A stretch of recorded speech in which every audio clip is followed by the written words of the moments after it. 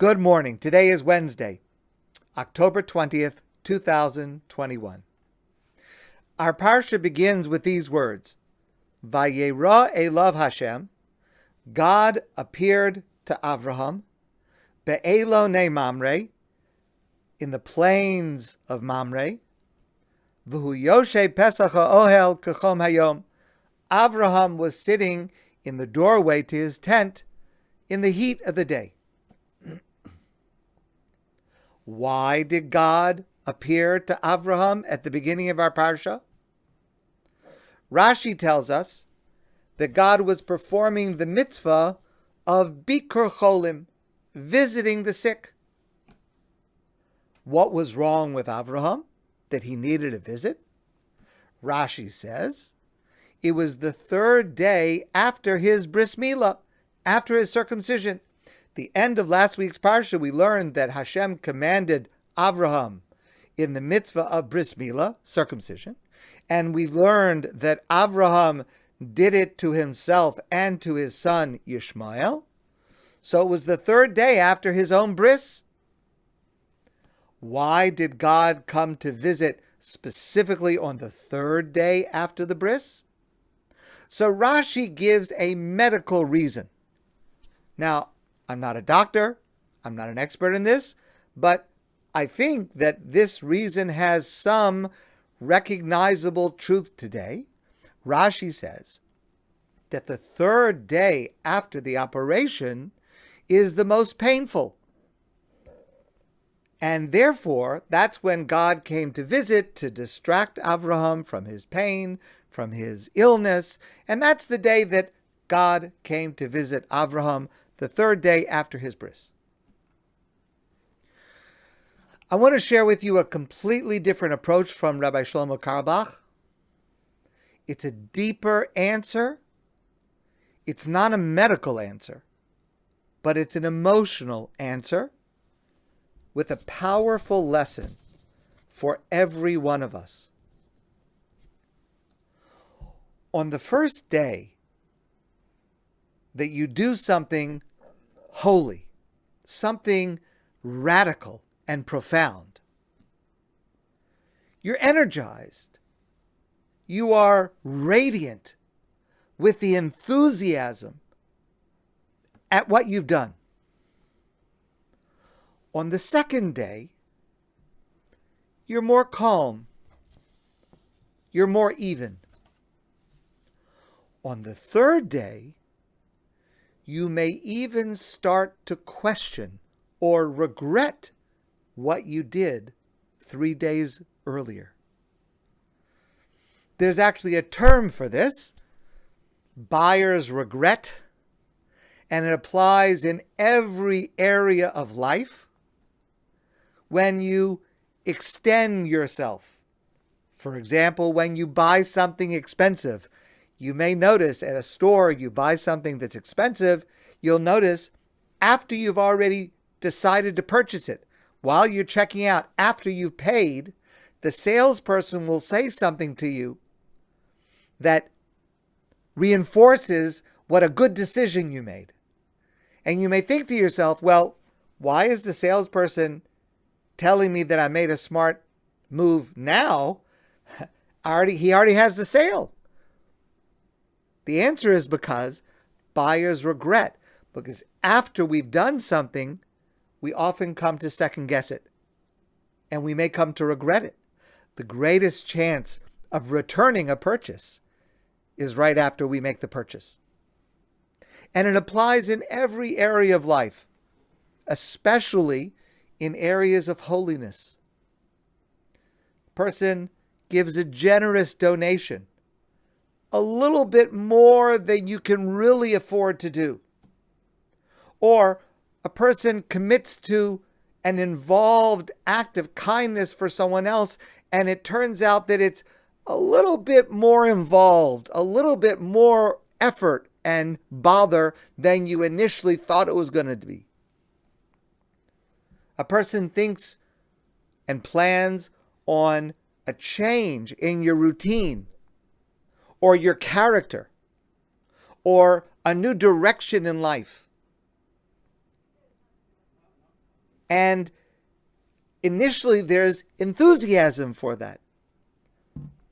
But by the second day, by the third day, we may come to regret it, to question it, and to pull back.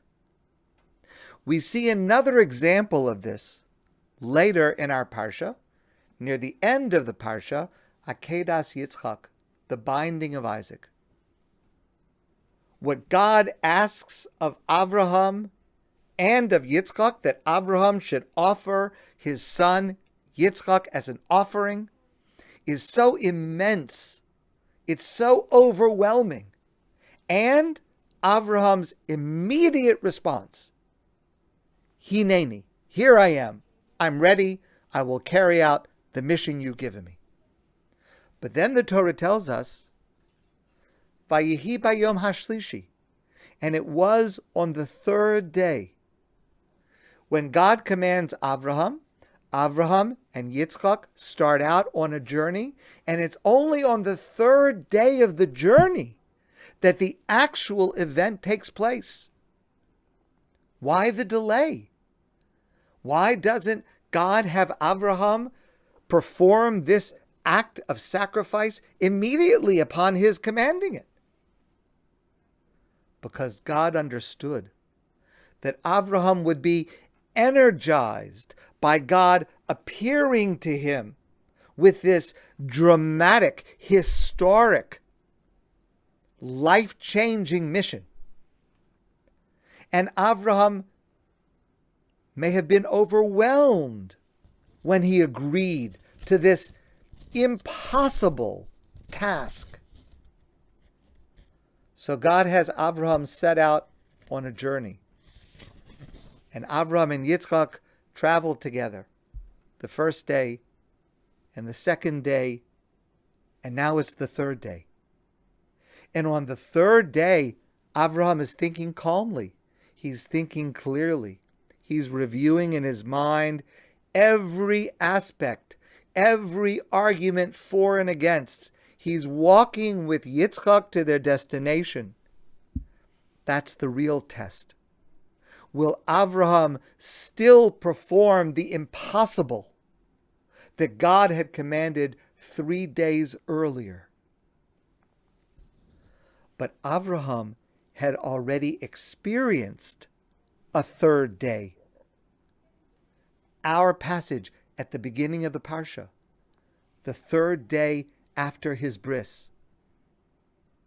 And the reason that God came to Abraham on the third day is to bestow on Abraham, on the third day after his bris, when it would have been natural that Abraham would have been questioning and perhaps even regretting what he had done. That's when God appears to Abraham and bestows on Abraham and through Abraham to Abraham's descendants, to every one of us, the resolve, the strength, the determination to overcome the inevitable challenge of the third day.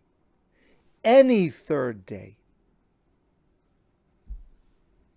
Any time we may start to question or even to regret a spiritual advance that we put into motion. Every one of us has third day moments in every area of life. It's normal. We should expect it.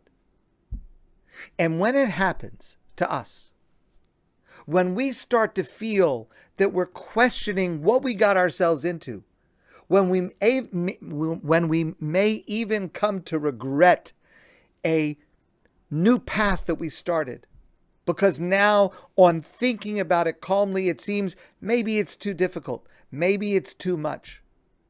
Why did I start that? Why did I agree to that?